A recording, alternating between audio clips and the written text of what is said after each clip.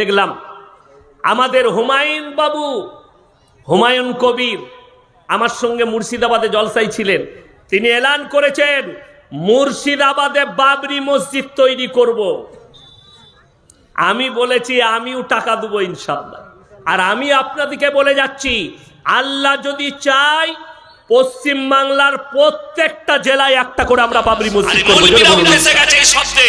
এই মূল বিষয়টাকে জিজ্ঞেস করুন যারা ওইসব অনুষ্ঠানে গেছে, যারা পুজোর অনুষ্ঠানে গেছে। এক হারামখোর মিডিয়াওয়ালা, মেয়ে ছেলে মিডিয়া, আমি তার নাম উচ্চারণ করবো না, কলকাতা, আমার একটা বায়ানকে কাটিং করে হিন্দু মুসলিমের বিভেদ লাগাতে চেয়েছে। কি বলেছে দেখুন, এই ইয়াসিন বক্তা কিভাবে সম্প্রীতি নষ্ট করছে। একটা কলকাতার আর কি ইউটিউবার মিডিয়া, সে আমার নাম দিয়ে বলেছে এ সম্প্রীতি নষ্ট করছে হিন্দু মুসলিমের।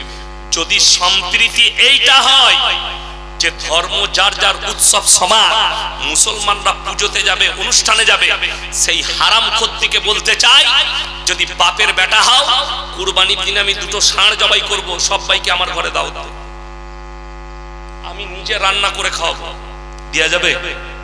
দেয়া যাবে? কথা বলে না এরা, দেয়া যাবে না। তাইলে এইটা যদি আপনার অপরাধ হয় যে কোন আমাদেরকে থানায় ডাকা হয়, প্রত্যেকটা থানায় ইমামদিকে ডাকা হয়, কেন ডাকা হয়? এই জন্য ডাকা হয় আপনারা গিয়ে বার্তা দিবেন, খুতবা দিবেন, মসজিদে ঈদগায় খুতবা দিয়ে বলে দিবেন তোমরা কুরবানিতে যখন পশু জবাহ করবে একটু আড়াল করে নিবে, একটু লুকিয়ে করবে। কেন? ইসলাম কেউ কি করতে শিখায়নি? কষ্ট দিতে শিখায়নি। আল্লাহ নবী সাল্লাল্লাহু আলাইহি ওয়াসাল্লাম বললেন তোমরা দেখো না, সম্প্রীতি শুনেলেন, ধর্ম যার যার উৎসব সবার, না এটা শরীয়তি ভাষা, না এটা ইসলামী, এটা কোরআন বিরোধী ভাষা, আল্লাহ বিরোধী ভাষা, রাসূল বিরোধী ভাষা, কোরআন হাদিস বিরোধী ভাষা। ধর্ম যার যার উৎসব তার তার, সম্প্রীতি যেটা সেটা তুমি বুঝতে পারো না, এটা আমাদের মতো মৌলবীর কাছ থেকে তোমাকে শিখতে হবে। আর যে মৌলবীরা বলছে যে এটা সম্প্রীতি, আমি দীপাবলি উৎসবে যাব, আমরা ঠাকুরের উৎসবে যাব, সেই মৌলবীদিকে বলবো আমার মাদ্রাসায় ভর্তি হও, তুমি আবার পড়াশোনা করো আমার কাছে, হাদিসটা আরেকবার পড়ো, কোরআনটা একবার পড়ো, ভালো করে শিরকের চ্যাপ্টারটা পড়ো, তবে তোমার বুঝে আসবে, নাহলে বুঝে আসবে না। সম্প্রীতি হচ্ছে নবীজি বললেন তোমরা দেখো না তোমার বাড়ির পাশে কে বসবাস করছে, সে হিন্দু হোক, সে দলিত হোক, সে আদিবাসী হোক, সে খ্রিস্টান হোক, ক্ষুধার্ত হলে খাবার দাও, বস্ত্রহীন হলে বস্ত্র দাও, বিপদে পড়লে পাশে দাঁড়াও, এইটার নাম সম্প্রীতি। তার মানে এটা নয় যে তার ঠাকুরের উৎসব হবে আর তুমি যাবে। তোমার আল্লাহর কাছে পৃথিবীতে যতগুলো নিকৃষ্ট পাপ আছে শিরকের পাপ। এখন দুঃখটা কোথায়, বেদনাটা কোথায়? ইমানদারির সঙ্গে বলুন, আমি ইয়াসিন এখন বেঁচে আছি না নাই? কথা বলছি যখন বেঁচে আছি, আমার মধ্যে জান আছে। এখন শেখ যদি আমাকে বলে ইয়াসিন ভাই আমাকে 100 টাকা দাও, পকেট থেকে বার করে দিতে পারবো না? পারবো না? কথা বলেন, পারবো। আচ্ছা আমি যদি মরে যাই, চাইতে পারবো? একটা মানুষ মরে যাও মানে ক্ষমতা শেষ হয়ে গেল, আর আমার দিবার ক্ষমতা নাই। আশ্চর্য লাগে আমাদের দেশের কিছু মানুষকে দেখে যে ইয়াসিন এইটা বুঝতে পেরেছেন, ইয়াসিন যখন মারা গেছে ইনি আর কিছুই দিতে পারবেন না, তাইলে আমার কবরে গিয়ে কি করে ভালো মন্দ চাইবে?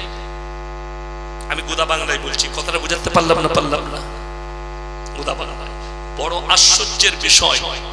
আমি হুগলি ডিস্ট্রিক্টে এক জায়গায় জলসা করতে গেছি, আমার বর্ধমানের সঙ্গে সেটা আছে 10 ঘোড়া বলে না জায়গায়, তারকেশ্বরের কাছে, তো ওই ফুরফুরার কাছাকাছি। তো আমার যে স্টেজ এর থেকেও দামি স্টেজ, ঝাড়বাতি ফাড়বাতি, আর প্যান্ডেলে স্টেজের পাশে একটা বিরাট গাছ, গাছটা কি বোঝা যাচ্ছে না, উপরে চলে গেছে, চারিদিকে প্যান্ডেল, গাছের গুড়াতে একটা ট্যানা ল্যাপটানো আছে, তার নিচেই মাটির ঘোড়া রাখা আছে, আগরবাতি, মোমবাতি, ধূপবাতি ইত্যাদি ইত্যাদি আছে। আমি স্টেজে গিয়ে দেখলাম আল্লাহ এখানটা দারুণ জায়গা। আমি বললাম বাবা আপনারা হুগলি ডিস্ট্রিক্টের মানুষ খুব ভালো গো। একজন বলছে হুজুর কেন? আমি বললাম তোমরা এখানে জলসা করছো, হিন্দু ভাইরা এখানে পুজো পাঠ করে, তো তোমাদের মধ্যে মহাব্বত ভালো। বলছে হুজুর ওটা আমাদের নয়, ওটা ওদের নয়। কার? বলছে ওটা আমাদেরই, ওখানে বুড়ো পীর সাহেব আছে, যা পুজো করো। ইমানদারির সঙ্গে বলুন এই মুসলমান কটাই এদিকে জিজ্ঞেস করুন, এরা বলছে ঠাকুরের সামনে সিজদা করা যাবে না। আমি ফতোয়া বার করে দেবো অনেকগুলো হুজুরের, পীর আছে নামে, আল্লামা আছে নামে, আগে তারা ফতোয়া দিচ্ছে যে ঠাকুরের উৎসবে যে গেছে সে কাফের হয়ে গেছে, সে জাহান্নামের কুকুর হয়ে গেছে। তাহলে বলো যারা গাছতলায় সিজদা করছে মাটির ঘোড়া রেখে, এটা যদি কোনো বাপের বেটা পৃথিবীর মৌলবি যদি হালাল প্রমাণ করাতে পারে, আমি আর সমাজের মুখে আমি আর উত্তর দিনাজপুরে আসবো না ইনশাআল্লাহ। যতগুলো দাওয়াত আছে ক্যান্সেল করে দেবো, নিয়ে আসুন, আমি স্টেজে আছি, কেউ আপনাকে বাধা দিবে না। আপনি খালি কোরআন রাখা আছে, হাদিসের কিতাব মাদ্রাসায় আছে, নিয়ে আসবো, আপনি খুলে দেখিয়ে দিবেন যে না গাছতলায় ঘোড়া রেখে সিজদা করা যাবে। আজকে ইসলামটাকে মাজাক বানিয়ে রেখে দিয়েছে আমাদের সমাজের কিছু মুসলমান মৌলবি হুজুররা, মাজাক বানিয়ে দিয়েছে। অবাক লাগে। এখানে হাদিসের কেউ আছে? আপনি আছেন, আর আপনি ওই তো পাশেই আছে। মক্কা থেকে মদিনা 470 কিলোমিটার রাস্তা, এনারা সাক্ষী আছে, আপনারা শুনে যান। কালকে যখন এই বায়ানটা ছাড়বে না, 3 দিন পর্যন্ত খালি উত্তর দিনাজপুরের গাল যাবে আমার কাছে ফোনে। তবে আল্লাহর রহমত, আমাকে যারা গালি দেয় তারও ফোন তুলি, আর যে আমাকে দোয়া দেয় তারও ফোন তুলি। আমি কিন্তু অন্য কারোর মতো লয় যে ফোন সুইচ অফ করে দেবার ইয়াসিনকে পাবে না। আমি অত কাঁচা জিনিস লয়। আমি জানি আমাকে গালি দিলে আমারই গুনাহগুলো নষ্ট হবে, আর আমি নেকি পাবো। আমাকে গালি দাও, মা বোন তুলে যত পারবে গালি দাও। জিজ্ঞেস করুন হাজী সাহেবকে, মক্কা থেকে মদিনা 470 কিলোমিটার রাস্তা, কটা মাজার পেলেন? মাজার দেখতে পেলেন? একটা দেখতে পারবেন। আমার বাড়ি থেকে আপনাদের এখানে 400 কিলোমিটার রাস্তা, 400,000-এর বেশি মাল আছে। অবাক লাগে। জান্নাতুল বাকিতে ঈমানদারির সঙ্গে বলবেন, আল্লাহর নবী সাহাবীদের থেকে পৃথিবীর কোন ওলি দামি হতে পারে? কোন মৌলবি দামি হতে পারে? পারে না। কিন্তু বড় কষ্টের বিষয়, একটা সাহাবীর জান্নাতুল বাকিতে মাজার নাই। নাই। শুধু তাই নয়, আমি তো এখনো দেখিনি, শুধু কিতাবে পড়েছি। উহুদের প্রান্তরে 70 জন সাহাবী যারা শহীদ হয়েছিল, তাদের কবরটা লোহার ব্যারিকেড দিয়ে ঘেরা আছে। সেখানে যে সে শুয়ে নেই। আল্লাহ রাসূল সাল্লাল্লাহু আলাইহি সাল্লামের চাচা যান হযরত আমির হামজা রাদিয়াল্লাহু তাআলা আনহু শুয়ে আছেন যুদ্ধের ময়দানে, যার বুকটাকে চিড়ে কলিজা ঠট্টা গলা সমেত চিড়ে বার করে চিবিয়ে খেয়েছিল, তার নাম হিন্দা। আল্লাহ তাকেও ঈমান দান করেছিলেন। বড় কষ্ট লাগে, এই 70 জন সাহাবীর একটাও মাজার নাই। দুঃখ লাগে। ভারত, বাংলাদেশ আর পাকিস্তান, এই দেশগুলো হচ্ছে মাজারের ব্যবসার জায়গা। আমাদের দেশে জিজ্ঞেস করব, আচ্ছা বলুন, কবরে যদি চাদর চড়ানো জায়েজ হতো?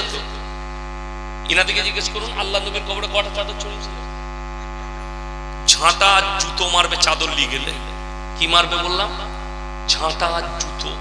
ওইখানে যে মিলিটারিরা আছে না, তোমার পেটে লাত মেরে মুখ দিয়ে ভাত বার করে দেবে। চলো হাঁটো এখান থেকে।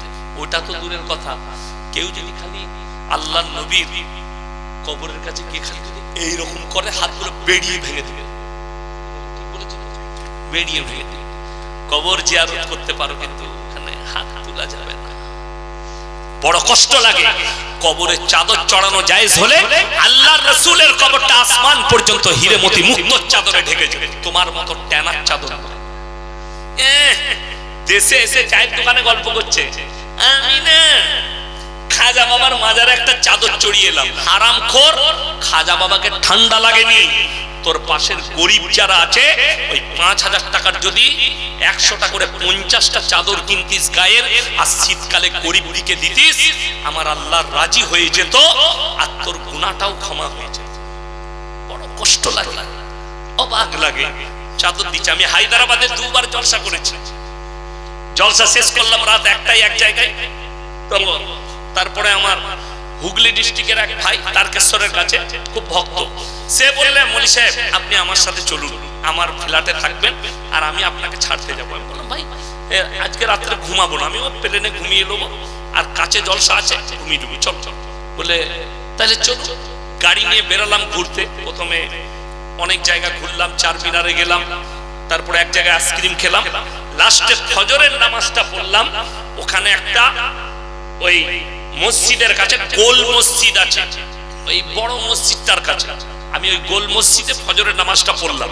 পড়ার পরে পিস্তা হাউস, চা বিখ্যাত, কোনোদিন হায়দ্রাবাদ গেলে পিস্তা হাউসে চা খাবে। আমি একটা খেলাম, ভালো লাগলাম না, আরো একটা দাও, 2টো চা খেলাম, বেরিয়ে গেলাম। সকাল হয়ে গেছে, একটু পাহাড়ি অঞ্চল আমাকে নিয়ে গেল, ফ্লাইটের দেরি আছে বলে।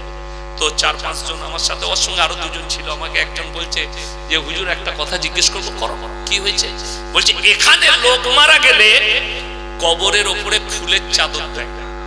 আমি বললাম কারণ? বলছে এখানকার হুজুররা বলছে যতদিন পর্যন্ত ফুলটা না শুকাবে ততদিন কবরের আযাব হবে না। আমি বললাম ভালো সিস্টেম তো, ওই মালটা শুকবার আগে আর একটা ভিজে মাল চাপিয়ে দিবি, তাহলে জীবনে আযাব হবে না। একটার পর একটা খালি চাপিয়ে শুকুতে দিবি। এর থেকে বড় দুর্নীতিবাদ কথা আর কিছু হতে পারে? একদম হাদিস বিরোধী, রাসূল বিরোধী কথা। নাউজুবিল্লাহ। কে বুঝাবে কাকে? বড় কষ্ট লাগে। আপনি বলুন, আমাদের দেশের যে মাজারগুলো আছে সেগুলোতে হিন্দু ভাইরা যায় না? কথা বলে না? যায়। তারা কি পাক পবিত্রতা বুঝে? তারা কি ফরজ গোসল জানে? জানে না। অথচ আপনি চলুন আজমিরে দেখতে পাবেন লন্ডনের মেয়েরা আসছে, লন্ডন আমেরিকার মেয়েরা মহিলারা দিল্লি ঘুরতে আসছে, আজমিরে গিয়ে খাজা বাবার মাজারে বাইরেতে একটা করে চাদর দিচ্ছে, তাজর উন্না এরকম করে, বাকিটা কোটাই ন্যাংটো এরকম করে বেঁধে নিয়ে ভেতরে ঢুকে গিয়ে, আর ওখানে যে মাল কটা আছে, গাঁজাখোর কটা, মাতাল কটা, তাদের কাছে কি আছে? ঝাঁটা আছে। কিসের? ময়ূরের লেজের ঝাঁটা। কি বুঝলেন? অবাক হবে, এই পাথর চাপড়িতে এরকম বড় বড় ঝাঁটা আছে। একজন গিয়ে বলছে মামা আমার ছেলের জ্বর ছাড়ছে না, ওই ঝাঁটাটা করে ঝেড়ে ফেলে জ্বর ভালো হয়ে গেল, নিয়ে চলে গেল। অবাক হবে। আর যখন বাবার যে ঝাঁটাটা মারছে, তার যখন জ্বর হয়েছে, সে সিউড়ি হসপিটালে লাইন দিচ্ছে। একজন বললে আচ্ছা সেই ঝাঁটাটা কি হলো? বলছে ওইটা ঘরের ঝাঁটা, তো পরেরই কাজে লাগে, নিজের লাগে না। এই বললেই খারাপ। আশ্চর্য হয়ে যাবেন। আপনাদের উত্তর দিনাজপুর, দক্ষিণ দিনাজপুর, মালদা, মুর্শিদাবাদ, বর্ধমান, আপনার বাঁকুড়া, পুরুলিয়া, 24 পরগনা, হাওড়া থেকে চৈত্র মাসে পাথর চাপড়ির মেলা হয়, দাতা বাবার মেলা। পায়ে হেঁটে যাচ্ছে। কেন? গুটকাখোর জিলাপি হুজুর বলেছে পায়ে হেঁটে গেলে হজের নেকি পাবে। নাউজুবিল্লাহ বলে। শুনে যান, একটা মারাত্মক মাসলা। যদি কোনো আমার দ্বীনি ভাই থাকেন, নিজেকে সুন্নি বলেন, শুনে যান, তোমার মৌলবীকে দলিল দিতে বলো, 3টে জায়গা ছাড়া নেকির উদ্দেশ্যে সফর করা যাবে না। একটা হচ্ছে মক্কা, 2 মদিনা, 3 বাইতুল মাকদাস। এই 3টে জায়গা ছাড়া কেউ যদি বলে আমি নিয়ত করেছি আজমিরে গিয়ে নামাজ পড়বো, তো নেকি তো দূরের কথা, কবরে কেলানি খাবি, মার খাবি কবরে। জুতো করে ঝাঁটা করে মারবে ফেরেশতারা, লাথি মারবে তোমার পেটে, তোমার আযাব কেউ রুখতে পারবে না। একদম বদদিনী। আমার ভাই যারা মনে করছেন এই মৌলবীটা পীর বিরোধী মৌলবী, আমি পীর বিরোধী। পীর মানে হচ্ছে বয়োজ্যেষ্ঠ মানুষ। এই মানুষটা বয়োজ্যেষ্ঠ, একে আমি পীর বলতে পারি, সম্মান করব, আমার থেকে বয়সে বড়। আচ্ছা বলুন তো, বাপ মায়ের থেকে বড় পীর পৃথিবীতে কেউ হতে পারে? পারে না। বাপকে ভাত দেয় না, মাকে ভাত দেয় না, কিন্তু পীরের পায়ে চুমু খাওয়া ছাড়বে না, হারাম। আমি আমার বর্তমান জেলার কথা বলছি, দেখিয়ে দেবো এমনও গ্রাম হারামখোররা পীরের পিশাবটা টাঙিয়ে রেখেছে, ছেলে জ্বর এলে পান করায়। এটা আপনি মিথ্যা বলছেন? আমার আব্বাজির ফোন নম্বর থাকলে জিজ্ঞেস করুন, আমার এলাকায় দেখিয়ে দেবো। পীর সাহেবের ঘরে কুকুর ছিল, পীর সাহেব মারা গেছে, পীর সাহেবের মাজার হয়েছে, পীর সাহেবের ঘরের কুকুরটা মারা গেছে, তারও মাজার হয়েছে, তারও ওরও 6 বছরে একদিন। নাউজুবিল্লাহ বলে, নাউজুবিল্লাহ বলে। অবাক লাগবে। তাহলে আপনি কাকে গালি দিচ্ছেন? এইগুলো তো সবই শিরকের জায়গায়, শিরকের জায়গা। আল্লাহ ব্যতীত ভালো মন্দের মালিক পৃথিবীতে বলুন কেউ আছে? নাই। সৃষ্টিকর্তা, আমার সৃষ্টিকর্তা কে? আল্লাহ। আরে অবাক হবে, আপনাদের চোপড়া আছে না ইসলামপুরের কাছে? চোপড়া, আমি 1 মাস আগে চোপড়ায় জলসা করেছি, অক্টোবর মাসের কত তারিখে। তো ওই চোপড়ার পাশে একজন বক্তা এসেছিল উত্তরপ্রদেশ থেকে, ইউপি থেকে, এই মোটা পাগড়ি, কি বুঝলেন? তো আমি তার বায়ানটা শুনছিলাম। তিনি বায়ান করছেন, এমন একটা বায়ান যতগুলো মানুষ ওই বায়ানটার উপরে আকীদা আর বিশ্বাস আনবে, ঈমান হারা হয়ে যাবে। কি বায়ান? मेरे दोस्तों, मेरे भाइयों, बड़ा पीर अब्दुल कादिर जिलानी कौन थे मालूम है? इनको मालूम नहीं है। बड़ा पीर अब्दुल कादिर जिलानी तो वो थे जो कि काबा घर तवाफ करने नहीं जाते थे, बल्कि काबा घर उनके घर पे आते थे तवाफ करने। बोलুন নাউজুবিল্লাহ। এটা হচ্ছে তার ভাষা। শুধু এই ভাষা নয়, ইমানদারির সঙ্গে বলুন, ইনি তো হাদিস পড়ায় পণ্ডিত মানুষ। ইনাকে আমি চ্যালেঞ্জ দিলাম, একটা যদি হাদিস বার করতে পারে, জাল হাদিস যদি কেউ বার করে আনতে পারে যে নবীজি সাল্লাল্লাহু আলাইহি সাল্লাম বকরির মাংস খেয়েছে না খায়নি, বকরির মাংস খেয়েছে, উটের মাংস খেয়েছে, তুম্বার মাংস খেয়েছে। আচ্ছা, এরকম হাদিস আছে শেখ যে উটটাকে জীবিত করে দিয়েছে নবী? নাই।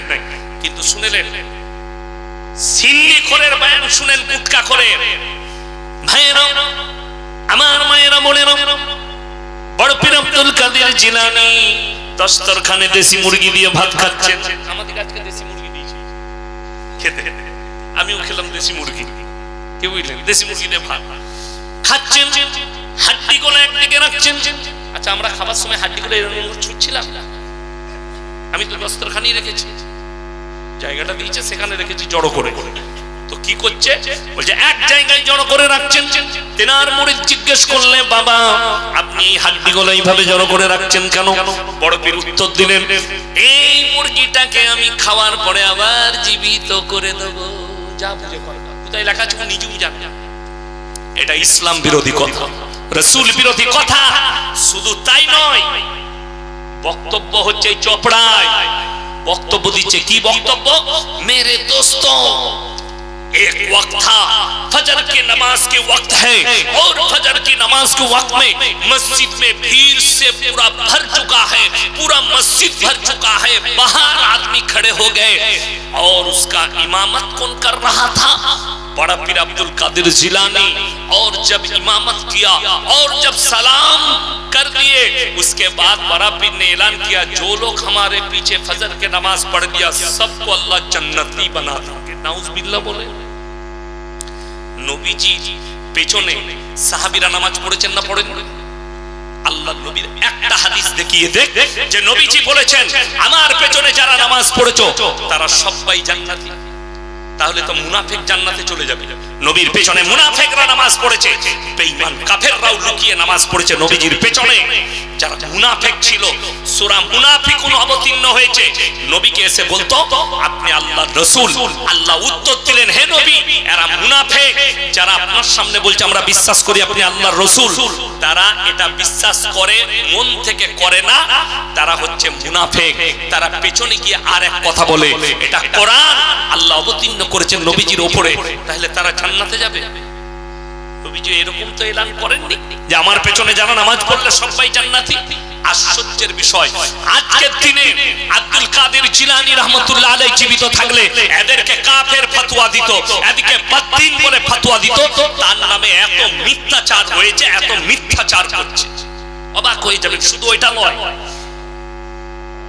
বড় পীর আব্দুল কাদের জিলানীর নাম কেউ যদি বাবা বিনা উজুতে নিয়ে নাই, গায়ের লোমগুলো উঠে যাবে, যা বুঝে করে। আচ্ছা, আল্লাহর বেশি পাওয়ার না বড় পীরের? আল্লাহ আব্দুল কাদের জিলানীর থেকে নবীজির পাওয়ার বেশি না কম? মর্যাদা কার বেশি? আল্লাহর নবী। আচ্ছা, সবাই একবার আমার সঙ্গে বলুন আল্লাহু আকবার। আচ্ছা, সবারই উজু আছে? আমার তো নাই। উজু আছে? আপনার আছে? আমার না, শেখের নেই। আপনাদের সবারই আছে না নাই? বলুন। অনেক জোনার নাই। ইমানদারির সঙ্গে বলুন, হাত দিয়ে দেখুন তো কার কার লোমগুলো উঠে গেল। বিনা উজুতে আল্লাহর নাম নেওয়া যাবে, আর বড় পীর আব্দুল কাদের জিলানীর নাম নিলে গায়ের লোম উঠে যাবে? যদি আব্দুল কাদের জিলানীর নাম নিলে গায়ের লোম উঠে যায়, তাহলে তো আল্লাহর নাম নিলে বিনা উজুতে চামড়া উঠে যাওয়া দরকার ছিল। কথাটা বুঝতে পারেননি? তিনি তো সৃষ্টিকর্তা। এটা কে বুঝাবে? অনেক অমুসলিম ভাই এটা নিয়ে টোল করছে যে দেখো এদের ধর্মটা গল্পেতে ভরা। আজকে আশ্চর্য হয়ে যাবে, ইসলামে গান বাজনা হারাম না হালাল? কথা বলে হারাম। আমি আপনাকে উত্তর দিনাজপুরে দেখাবো, দক্ষিণ দিনাজপুরে দেখাবো, মুর্শিদাবাদে দেখাবো, কালিয়াচকে দেখাবো, আপনার যতগুলো জেলায় যাবেন দেখাবো। তারা ঈদে মিলাদুন নবীর নাম করে ড্যান্স করছে, জুলুস বার করে। শুধু তাই নয়, মুহররমের দিনে লাঠি খেলানো, ঢোল বাজনা বাজিয়ে, বাই ক্যামেরা বলছি, আমি বর্ধমান টাউনে খালি পায়ে ঘুরি, গাড়ি লাগে না। কোনো বাপের বেটা আমাকে আমার সামনে দাঁড়িয়ে কথা বলতে পারবে না। আমার যখন জলসা থাকে না, টাউনে আমার আড্ডা থাকে। আশা নার্সিংহোম আছে, নাসির ভাই, আমি তাদের নার্সিংহোমের অফিসে আমাকে একদম ম্যান চেয়ারটা ছেড়ে দেবে, আমি সেখানে বসে থাকি, বাজারটা ঘুরি, ভয় কিছু নেই। বর্তমান টাউনে 10ই মুহররম দাওয়াত দিয়ে গেলাম। যাদের বিশ্বাস হচ্ছে না, মনে হচ্ছে ইয়াসিন সাহেব গল্প বলছে, আপনি আমার বাড়িতে মেহমান হিসাবে যাবে, আপনাকে আমি আমার পুকুরের মাছ খাওয়াবো, নিজস্ব তৈরি করা পুকুর, একদম দেশি মাছ, কোনো ইউরিয়া দিয়া নাই, ন্যাচারাল ঘরের ভাত বেঁচে গেলে ফেলি, সেই মাছ খাওয়াবো। আপনাকে গাড়ি ভাড়া করে দেবো, টাউনে চলে যাবে 10ই মুহররম রাতের বেলায়। মুসলিমরা মাগরিবের পর থেকে মুসলিমদের ছেলেরা হিন্দি গান চাপিয়ে ড্যান্স করছে মদ পান করে। এটা যদি মিথ্যা বলে থাকি, আল্লাহ আমার জুবানকে বন্ধ করে দিবেন। আপনারা চলুন, আমি চ্যালেঞ্জ দিয়ে বললাম, আমি কারো বিরুদ্ধে বলিনি। এটা মুসলিম জাতি, অন্য জাতিরা ধূপ ফেলাবে। আপনি বলুন তো, আমাদের দেশে খেলা হয় না, হয় না টুর্নামেন্ট, ফুটবল খেলা হয় না, ক্রিকেট খেলা হয় না? আচ্ছা, যারা জিতে যায় তারা নাচে না যারা হেরে যায় তারা নাচে? যারা জিতে তারা নাচে। দেখবেন ক্রিকেট খেলাতে গেছে, ছেলেদের একটা গুণ আছে, যদি জিতে যায় সেদিনে রাতের বেলায় গ্রামের লোকের ঘুম হারাম করে দেবে। ঠিক বললাম না ভুল বললাম? ও গ্রামের ঢোকার আগে হেভি পুরে গোটা গাঁ চিল্লিয়ে একাকার। এবার যদি হেরে যায় না, সেই দেখবেন ভিজে যাওয়ার পরে মুরগি ডুবে যায়, ও ভিজে মুরগির মতো ঘর ঢুকে যাবে। মা বলছে, কি হলো রে, জিতি না, ভাত দে, খেয়ে দিয়ে মাল ঘরে ঢুকে শুয়ে পড়বে, মানে হেরে গেছে। ইমানদারির সঙ্গে বলুন, আপনাদের এখানে বাম্মা মরে গেলে আপনারা কি করে? ডান্স করেন তো নাকি? পৃথিবীর কেউ করবে? পৃথিবীর কোন জাতি করবে? যারা মুহররমের দিনে লাঠি খেলছে দুঃখ পালনের জন্য, তাকে জিজ্ঞেস করো, তোর বাম মরে গেলে মিলাদ কোথায় পেলি? তোর বাম মরে গেলে দোয়া কোথায় পেলি? তোর বাম মরে গেলে তার লেগে মানুষকে চোখের পানি ফেলানো কোথায় পেলি? বলে দে। দু বেরেল মদ বলে দে, আর ভালো বাজনা বলে দে, ড্যান্স কর, আমার বাম মরে গেছে, বাম মরে গেছে, ড্যান্স কর, এলান কর, যে ড্যান্স কর, ড্যান্স লাগা। দুঃখ লাগে। আল্লাহর নবী নওয়াজে শুধু নাই, হযরত হোসেন রাদিয়াল্লাহু তাআলা আনহু একদিকে নওয়াজে আর একদিকে আল্লাহর নবী সাল্লাল্লাহু আলাইহি সাল্লামের জলিলুল কদর সাহাবী দুনিয়া ছেড়েছে, শহীদ হয়েছে। এটা বিল ইত্তেখা যে ইসলামের একটা বড় দুর্ঘটনা, তিনি শহীদ হয়েছেন। তার জন্য দুঃখ পালন হবে কি করে? অন্তর থেকে হবে। আরে মনের দুঃখ পালন করো না। আল্লাহ যারা হযরত হোসেনকে শহীদ করেছে, কতল করেছে, তাদের হিসাব তুমি কিয়ামতের দিনে করো। আর নামাজ নাই, রোজা নাই, দিনদারি নাই, কিছুই নেই।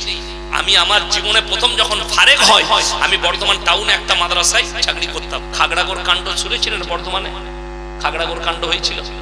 ওই খাগড়াগড়ে যেখানে বোম ব্লাস্ট হয়েছিল, আমি ওখানে একটা মাদ্রাসা আছে, প্রথম চাকরি করতাম। ফারেকের পরে আমার আব্বা বললো ওখানে চাকরি করব। তো সেই সময় আমি 4 বছর ছিলাম সেই মাদ্রাসায়, আমার প্রথম জীবনে। আমার বর্ধমানে মিহিদানা সীতাভোগের বিখ্যাত দোকান হচ্ছে রাধা বল্লভ মিষ্টান্ন ভান্ডার। আমি গেলাম সেখানে মিষ্টি কিনবো আমার মেয়ের জন্য, বাড়ির জন্য।